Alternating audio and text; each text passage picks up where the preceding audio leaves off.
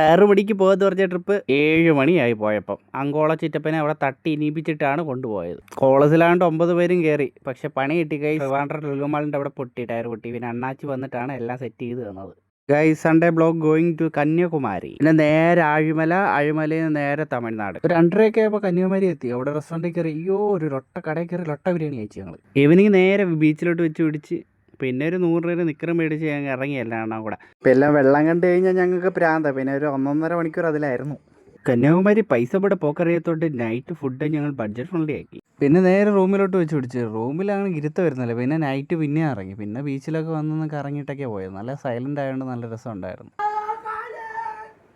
Day 2 Kanyakumari. പിന്നെ രാവിലെ എണീച്ചപ്പോൾ താമസിച്ച് ഉദയം കാണാൻ പറ്റിയില്ല. കുളിച്ച് ഒരുങ്ങി ഞങ്ങൾ അമ്പലത്തിൽ പോകാൻ വേണ്ടി ഇറങ്ങി. അന്നേരത്തേക്ക് അവിടെ അടുത്തായിട്ടൊരു വടയും ചായയും കിട്ടുന്ന കടയുണ്ട്, ആർച്ചിൻ്റെ അവിടെ.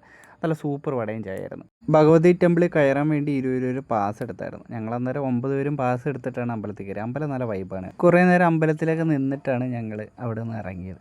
അമ്പലത്തിൻ്റെ അവിടെ നിന്ന് ഇറങ്ങുമ്പോൾ നമുക്ക് ഈ വിവേകാനന്ദ ഈ വ്യൂ സ്പോട്ട് കാണാൻ സാധിക്കും. പിന്നെ നമ്മളൊക്കെ വണ്ടിപ്രാന്തന്മാരായതുകൊണ്ട് കുറച്ച് ടോയ്സൊക്കെ മേടിക്കാൻ വേണ്ടി ഇങ്ങനെ അലഞ്ഞു നടന്നു.